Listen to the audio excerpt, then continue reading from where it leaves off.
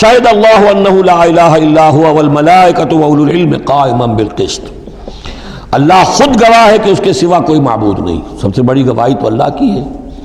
والملائکۃ اور سارے فرشتے گواہ ہیں، واولو العلم اور اولو العلم بھی اس پر گواہ ہیں۔ یہ اولو العلم جو ہے، اولو الالباب، اولو العلم الذین یعقلون،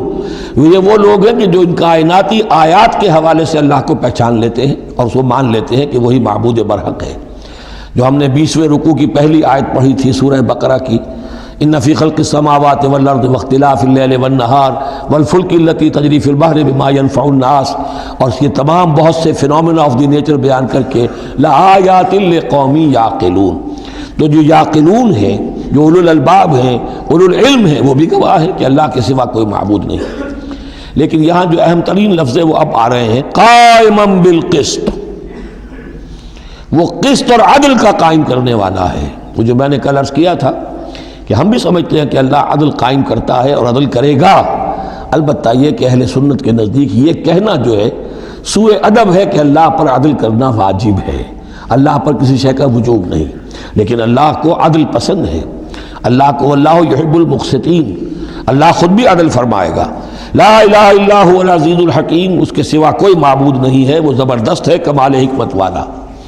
ان الدین عند اللہ الاسلام، دین تو اللہ کے نزدیک پسندیدہ اور اللہ تعالیٰ کے ہاں منظور شدہ دین ایک ہی ہے، وہ الاسلام ہے۔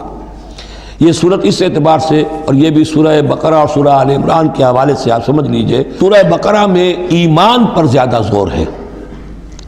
آمن الرسول بما انزل الیہ من ربہ، ایمانیات، شروع میں بھی ایمانیات، درمیان میں آیا بر میں ایمانیات۔ اس سورہ مبارکہ میں اسلام پر زیادہ زور ہے۔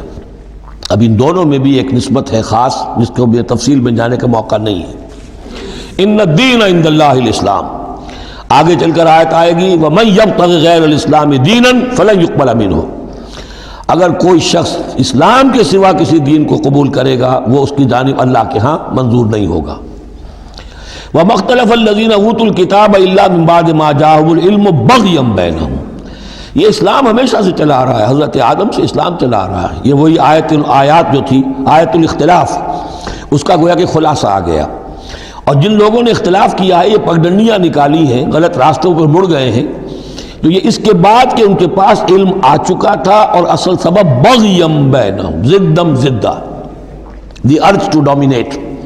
ومن یکفر بآیات اللہ، اور جو کوئی اللہ کی آیات کا انکار کرتا ہے، فإن اللہ سریع الحساب، تو اللہ تعالیٰ کو حساب لیتے دیر نہیں لگے گی، وہ بڑی تیزی کے ساتھ حساب لے لے گا۔ فإن حاجوک، پھر اے نبی اگر یہ آپ سے محاجہ کرتے ہیں، حجت بازی کرتے ہیں، دلیل بازی کرتے ہیں، مناظرے کرتے ہیں، فقل، تو آپ تو آخری بات کہہ دیجئے دو ٹوک، فقل اسلمت وجہی للہ ومن اتبعنی، دیکھو بھائی میں نے تو اپنا چہرہ اللہ کے سامنے جھکا دیا ہے، اور انہوں نے بھی جو میرا اتباع کر رہے ہیں، ہم نے ایک راستہ اختیار کر لیا، لکم دینکم ولی دین، ہمارا یہ راستہ، تم جدھر جانا چاہتے ہو جاؤ، جس پگڈنڈی پر مڑنا چاہتے ہو چلے جاؤ، جس کھائی میں گرنا چاہتے ہو جاؤ، دفع ہو جاؤ۔ فقل اسلمت وجہی للہ ومن اتبعنی وقل للذین اوتوا الکتاب والامیین، اور اے نبی کہہ دیجئے ان دونوں سے، ان سے بھی کہ جنہیں کتاب دی گئی تھی پہلے، یعنی یہود اور نصارہ، والامیین، اور ان سے بھی کہہ دیجئے کہ جو مشرکین عرب ہیں ابھی بقیہ عرب میں، اسلمتم، تم بھی اسلام لاتے ہو یا نہیں، تابع ہوتے ہو کہ نہیں، اللہ کے سپرد اپنے آپ کو کرتے ہو کہ نہیں، فَإِنْ أَسْلَمُوا فَقَدِ اهْتَدَوْا، اگر وہ بھی اسی طریقے سے اسلام لے آئیں تو ہدایت پر ہو جائیں گے۔ وَإِنْ تَوَلَّوْا فَإِنَّمَا عَلَيْكَ الْبَلَاغُ، پھر اگر وہ رخ پھیر لیں، منہ موڑ لیں، تو اے نبی آپ پر کوئی ذمہ داری نہیں ہے سوائے پہنچا دینے کی۔ اعلیٰ کو یہاں پھر پہچان، انما علیک البلاغ،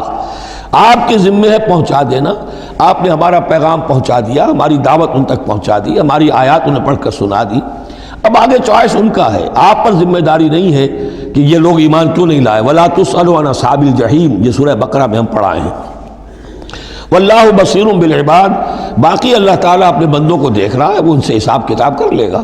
وہ معاملہ اس کا ان سے نبٹ لے گا۔ آپ کے ذمہ جو فرض تھا آپ اس فرض کو ادا کرتے رہیے۔